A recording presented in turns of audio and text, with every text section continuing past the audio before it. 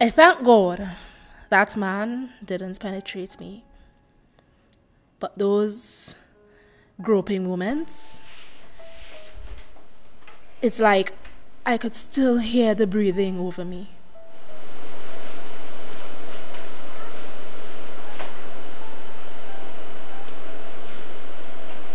Oh man, you see my kid? On fleek, right? 100%. Right on fleek. Bye, hurry up, bye. I'm coming. Morning. Well, mommy, I'm going so later, right? Mommy, yeah. Okay then. Right, okay. Yeah. Have a good day at school. Thank you very much.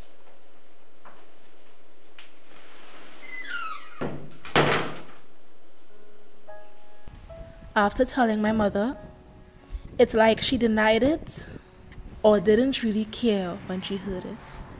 I thought nobody else would really care, so I never used to talk about it. But I realized that trying to hide this whole thing, this situation in me, hiding it from the public, from even myself, was like living in hell. I was extremely unhappy. I would do anything that would make me feel comfortable. So I went with multiple guys. I would do drugs and I would drink. You don't find you're drinking a little too much now. Wow. This is better forget. Cool, yeah. What about Jerry? I always had that fear that someone would try to hurt me. So even though a man was treating me nicely, it's always known that there's a side chick nearby in case things don't work out. But it didn't matter to me. I could always go on to the other one because that is how I view men. Go to the bathroom.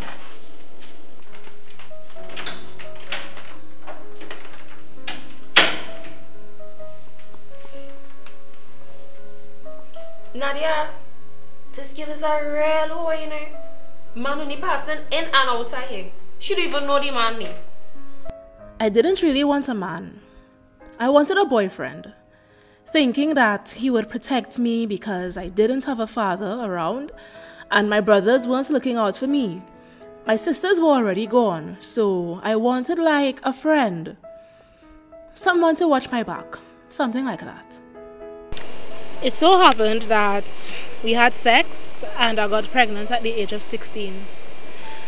And I didn't want to drop out of school, but at the same time I really wanted to finish. So I went back and do exams and I didn't come out with all of my subjects, but I went to classes so I could have gotten the rest.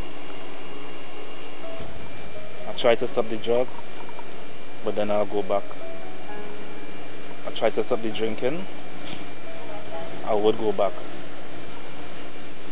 I try to say I would settle along with one person, but it's like trying to thief a chance for happiness, you know? I started to drop snippets, you know, with people who you think are your close friends. Some of them really hurt me though. They take it and make it into a commerce, and then you hear it back. Make you feel bad though. I can still remember when I opened my eyes and I'm seeing this bareback man who, although he wasn't my real father, I still saw him. He was still a father figure in my life. And to have this affect me so much many years later, where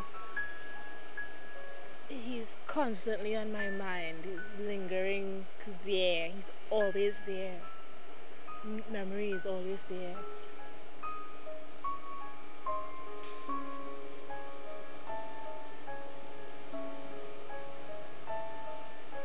don't wish it on anybody.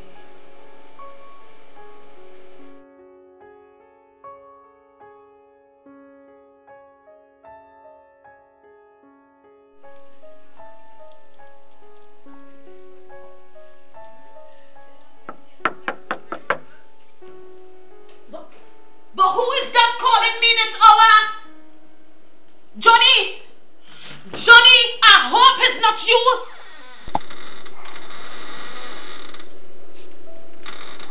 Gina? Gina, is you?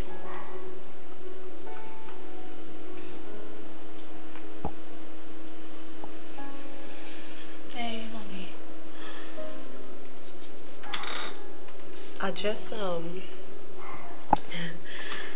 just make some sweet bread inside there. I don't know if you want, you could come inside.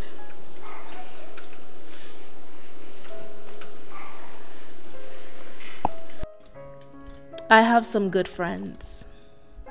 Friends that, even if I didn't come out and tell them the entire story, they would understand. I decided to reach this point today because this thing is becoming a norm, and I just want young ladies to know that it is not acceptable. And the men who are doing these sorts of things, they need to be stopped. Rape is when a person has sexual intercourse with another person, whether it's through the vagina or the anus, without their consent, where you know that they are not consenting, or you are reckless as to whether they are consenting or not. So that rape, by its definition, a woman can commit rape, but for most instances only men are treated as being capable of committing the offense, and it can be committed against both a man and a woman. So consent is the second side of the offense. That's what we call the defining part of it, and then the sexual offense, the sexual intercourse, is the other part of the offense. So there are other sexual offenses besides rape. From what occurred between the stepfather and the stepdaughter, there is indecent assault, the touching of her in a sexual manner. There can be serious indecency, where you are committing acts of a sexual nature around someone without necessarily touching them. So like in the first instance, when he came and he touched her breast, and then he didn't move further, but he was still in her bedroom, and so that can be considered serious indecency. In the second instance, when he was touching her more and he touched her, and if he penetrated her vagina, that would amount to other offenses as well. So you can have grievous sexual assault depending on the extent that he penetrated her.